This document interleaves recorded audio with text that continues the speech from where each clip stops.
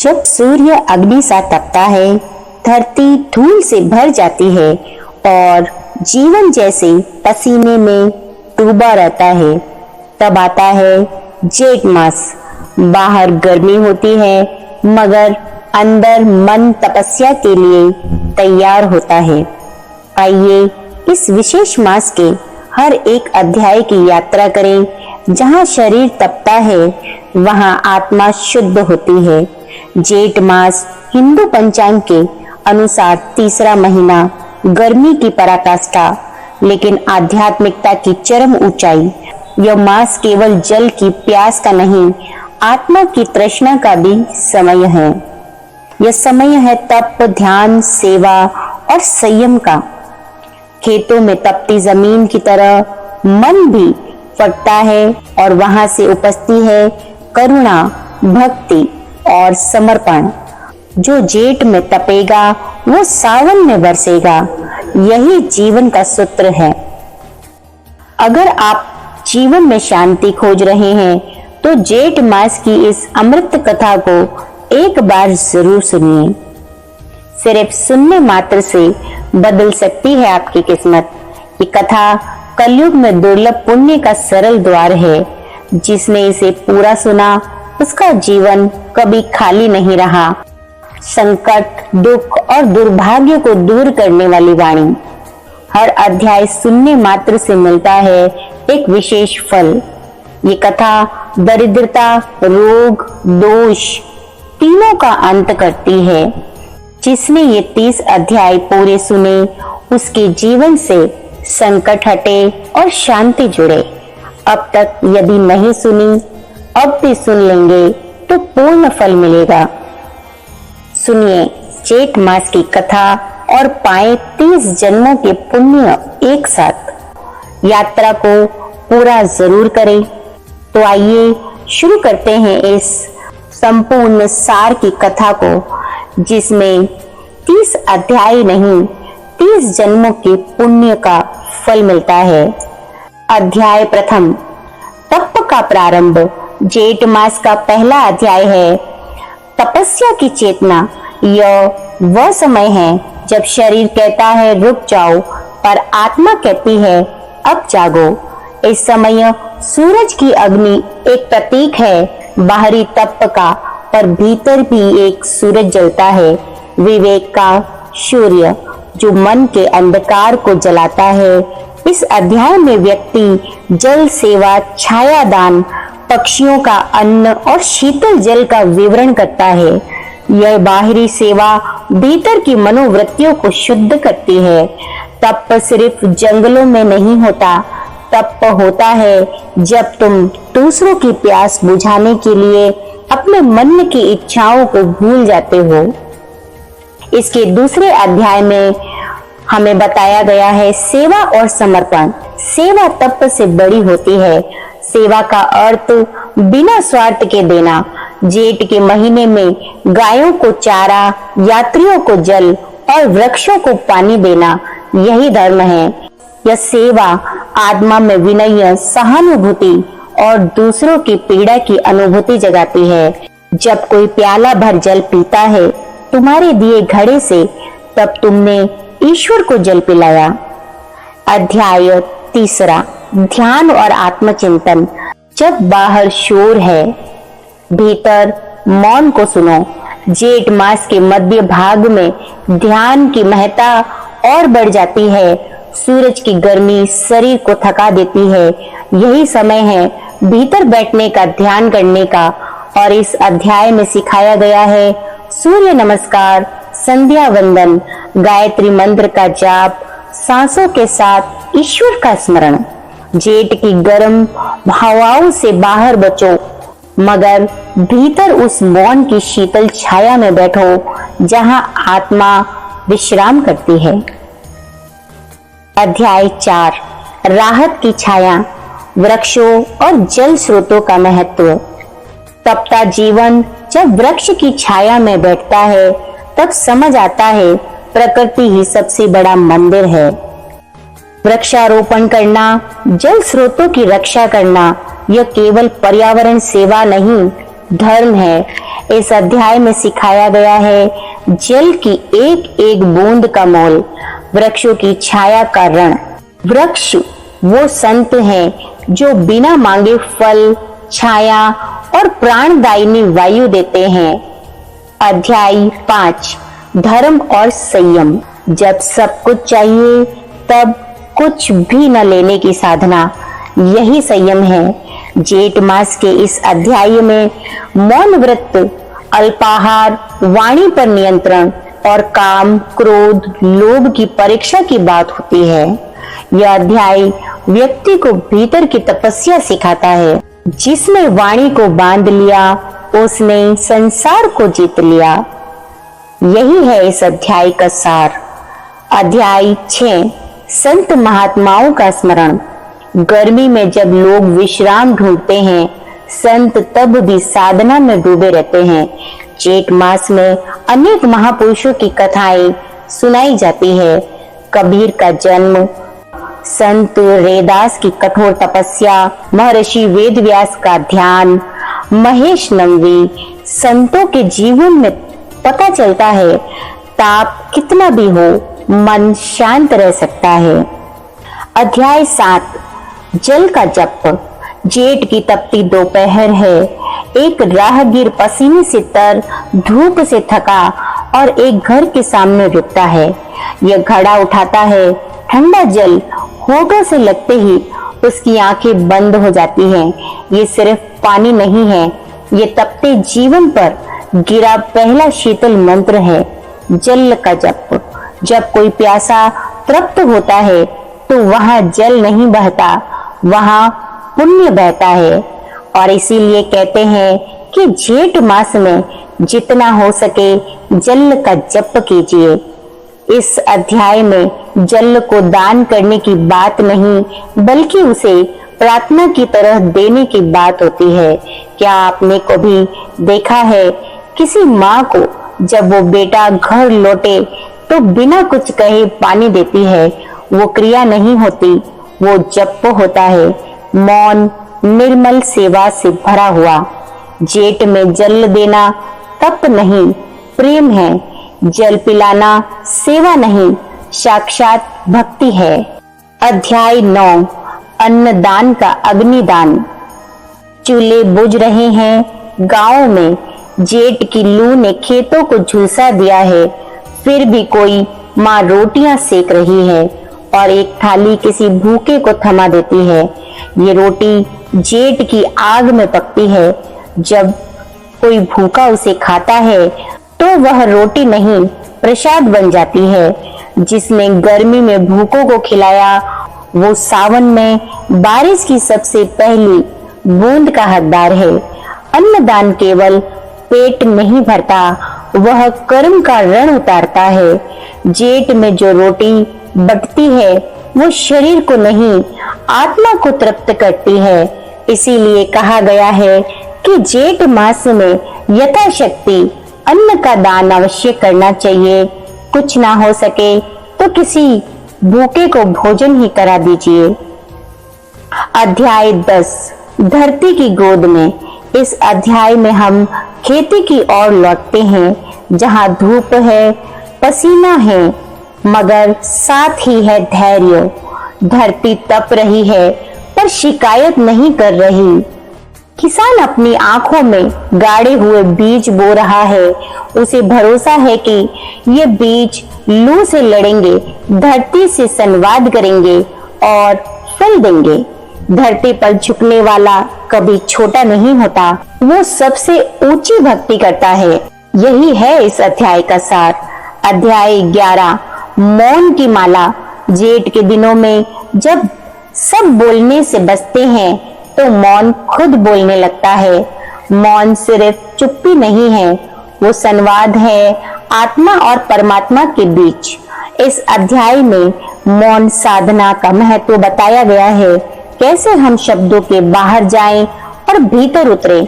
जब हम मौन होते हैं तो हर भावना, हर विचार एक मंत्र बन जाता है। अध्याय 12, गो सेवा, करुणा की कंचन छाया। जेठ की गर्मी में एक गाय जब चुपचाप खड़ी रहती है तो वो बोलती नहीं, पर उसकी आंखें प्रार्थना करती है। गाय को जल देना केवल सेवा नहीं, वो आपके भीतर छिपी करुणा को जागृत करना है। गो सेवा इस अध्याय का सार है, क्योंकि जिस घर में गाय तृप्त होती है वहां केवल पशु नहीं रहते, वहां ईश्वर वास करता है। इसी प्रकार आगे बढ़ते हुए अध्याय 13 में सहजता की साधना, जब भीतर और बाहर दोनों तप रहे हों, तब कोई यदि सहज रह जाए तो वह साधारण नहीं, साधक होता है। इस अध्याय में कोई दिखावे नहीं, कोई प्रदर्शन नहीं, सिर्फ एक मौन मुस्कान, जेठ की धूप में भी स्थिर रहने वाली, जो जलती हुई दोपहरी में भी भीतर से शांत रहे, वही सच्चा योगी है, वही सच्चा भक्त है। अध्याय 14 मौन में प्रभु का नाम। कोई बोल नहीं रहा, पर भीतर से कोई लगातार पुकार रहा है। ये वही नाम है जो बिना आवाज के भी सुनाई देता है। जहाँ मौन होता है वहाँ शब्द ब्रह्म बनते हैं, और वहाँ हर श्वास में बस एक नाम होता है, प्रभु प्रभु। अध्याय 15 लू में भी प्रेम। गर्मी देह को जला सकती है, पर मन में प्रेम हो तो यही गर्मी सेवा बन जाती है। किसी को पानी देना, छांव देना या बस एक सच्ची दृष्टि से देख लेना, इस जेठ में वो सब प्रेम के परम रूप हो जाते हैं। प्रेम अगर भीतर हो तो हर मौसम पूजा बन जाता है। यही है इस अध्याय का सार। अध्याय 16 धूप में धैर्य। कभी कभी सबसे कठिन साधना बस रुक जाना होती है, न बोलना, न भागना, न प्रतिक्रिया देना। जेठ में जो धैर्य से ठहर गया, समझे उसने चित्त को जीत लिया। जिसने समय के तप में भी अपने मन को नहीं तपने दिया, वही भीतर की ठंडक का अधिकारी है। अध्याय 17 श्वास का जाप। गर्मी में जब कोई भी ध्यान नहीं लगा पाता, तब केवल एक ही साधना बचती है, श्वास। जैसे जैसे भीतर बाहर चलता है जीवन, वैसे वैसे हर श्वास में ईश्वर बसता है।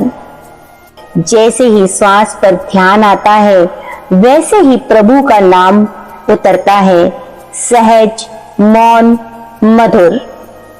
अध्याय 18 तृष्णा से तटस्थता। जेठ सिखाता है कि जिसने पाने की लालसा छोड़ दी, उसे सब कुछ मिल जाता है। तृष्णा बुझती नहीं, लेकिन जब हम उससे हट जाते हैं तब मन शांत हो जाता है। जो चाहना छोड़ दे, उसके भीतर आकाश जैसा विस्तार हो जाता है। इस अध्याय का सार तृष्णा को छोड़ना और तटस्थता, ईश्वर पर विश्वास को बनाए रखना है। अध्याय 19 जल का आंतरिक स्रोत। पानी बाहर कम है, पर भीतर एक जल धारा है, जिससे संत शीतल रहते हैं। वो जल बहता है आंखों से नहीं, वो बहता है विनम्रता से। जिसने भीतर की प्यास को पहचान लिया, उसने संसार के सारे दरिया पार कर लिए। अध्याय 20 तपस्वी वृत्ति। तप केवल शरीर का नहीं होता, वृत्ति का होता है। जिसकी वृत्ति सेवा की हो जाए, वो जीवन भर तपस्वी होता है। चाहे वो घर में रहे या वन में। जहाँ सेवा है वहाँ तप है, और जहाँ अहंकार नहीं, वहाँ ईश्वर प्रकट हो जाता है। यही है सच्ची तपस्या। अध्याय 21 आत्मा की छाया। गर्मी में शरीर अपनी छाया खोजता है, पर साधक आत्मा की छाया में बैठता है। वो छाया बाहर नहीं होती, वो भीतर की संतोष रूपी शीतलता होती है। जिसे आत्मा की छाया मिल गई, उसे सूर्य की गर्मी कभी नहीं जला सकती। यानी कि जेठ मास में अपने आत्मा को छाया दे, प्रभु का स्मरण करें, प्रतिदिन उनसे निकटता बनाए रखें। अध्याय 22 प्रतीक्षा का पुण्य। अध्याय 22 में प्रतीक्षा का पुण्य का सार बताया गया है। हर मौसम प्रतीक्षा कराता है, पर जेठ की प्रतीक्षा सबसे पवित्र होती है। ये महीना पूछता है, क्या तुम मेरे बाद वर्षा की कृपा के योग्य हो? जो तप को प्रेम से सह लेता है, वर्षा उसे छूने नहीं आती, वह भीतर बरसने लग जाता है। अध्याय 23 संकल्प की शक्ति। जब मन छोड़ देने का मन करता है और फिर भी कोई टिक जाए, तो वहां एक महान संकल्प जन्म लेता है। जेठ वही महीना है जहां संकल्प की अग्नि में अहंकार गलता है। जो इस अग्नि में नहीं डरा, उसे जीवन की असली ठंडक मिलती है। आगे बढ़ते हुए अध्याय 24 में दृष्टि का दान का सार बताया गया है। इस मौसम में कोई किसी को देख ले आंख भरकर करुणा से, तो वही एक नई ऊर्जा देता है। हर चीज छिन जाए, पर अगर दृष्टि में दया बची हो तो सब कुछ फिर से मिल सकता है। यही है इस अध्याय का सार, यानी कि हमें इस महीने में हर प्राणी को दया और दान की दृष्टि से देखना चाहिए। हर किसी प्राणी पे दया करना ईश्वर की दृष्टि में स्वयं दया की दृष्टि पाने के योग्य है। अध्याय 25 सच्चा संतोष। जेठ सिखाता है, कितना भी पाओ तृप्त नहीं हो सकते जब तक भीतर संतोष न हो। जिस दिन कुछ नहीं मिलने पर भी तुम मुस्कुराओ, उस दिन तुमने संतोष पा लिया, और इसी संतोष के चलते एक दिन आप अपनी लक्ष्य तक अवश्य पहुंचेंगे। यही है ईश्वर का संदेश। जेठ मास के 25वें अध्याय का सार। अध्याय 26 छांव बनना। अब दूसरों से छांव मांगने का समय नहीं, अब स्वयं छांव बनने का समय है। जेठ कहता है, तुम्हारे नीचे कोई बैठ जाए और उसे शांति मिल जाए, तो वही तपस्या है। इस महीने में आप व्यक्तियों को छाता, चप्पल दान कर सकते हैं, जिससे जेठ महीने की तपती धूप से वे बचें और उनके आत्मा की तृप्ति के पुण्य के आप भागी बन सकते हैं। आत्मा जब तृप्त होती है, तो उससे निकली हुई दुआ हमारे जीवन के सभी कष्टों और दुखों का अंत कर देती है। अध्याय 27 मौन सेवा। किसी को बताए बिना, बिना फोटो, बिना पोस्ट, बिना प्रताप कुछ अच्छा कर जाना, वही सेवा इस गर्मी में सबसे सुंदर फूल बनती है।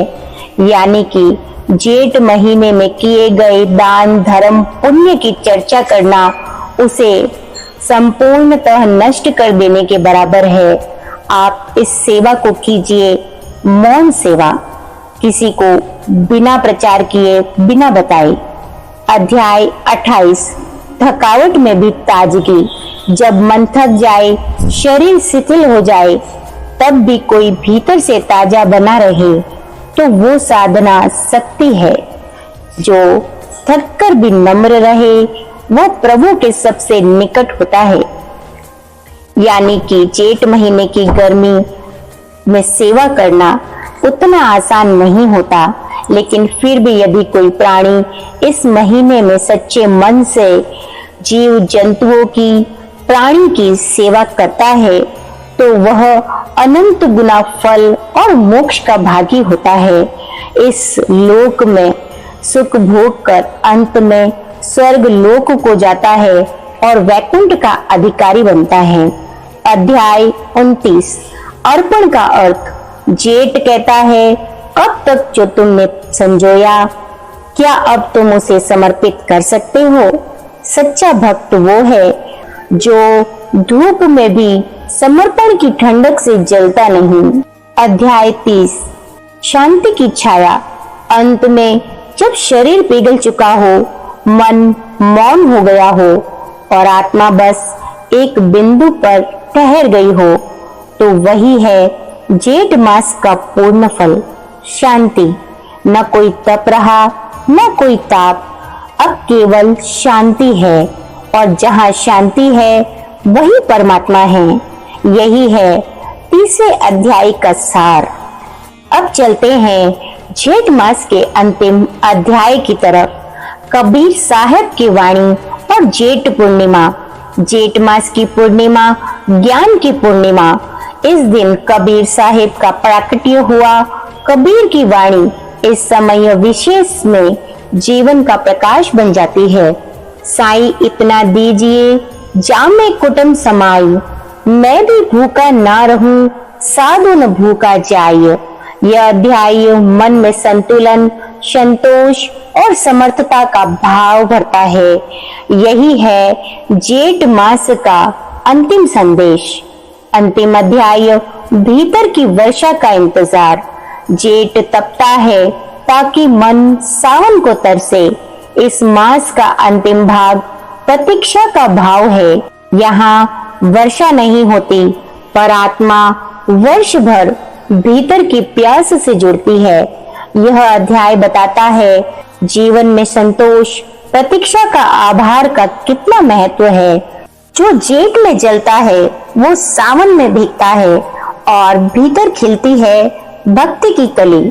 तो यह थी जेठ मास के पूर्ण अध्याय की यात्रा। एक तप से भरे मास की कथा जो हमें भीतर की शांति और सेवा की शक्ति से जोड़ता है। धूप से तपकर सेवा किया, ध्यान किया, मौन साधा, संतों का स्मरण किया और अंत में भीतर झरने फूट पड़े। यही है इस मास की सिद्धि। अगली बार जब सूरज तुम्हारे माथे पर गिरे तो याद रखना, ये आग नहीं है, ये आत्मा को सोने जैसा शुद्ध करने वाली ज्वाला है। जेठ मास अब पूर्ण हुआ, पर जो भीतर तपा वो अब कभी ठंडा नहीं होगा। जो इन 30 अध्यायों के साथ चला वो अब बाहर कुछ खोजेगा नहीं, क्योंकि उसे भीतर ही ईश्वर की छाया मिल गई है। तो यदि आपको ये वीडियो अच्छा लगा हो, आपके दिल को छुआ हो, तो चैनल को सब्सक्राइब करके बेल आइकन का बटन जरूर दबाएं। मिलते हैं इसी प्रकार के धार्मिक वीडियोस के साथ।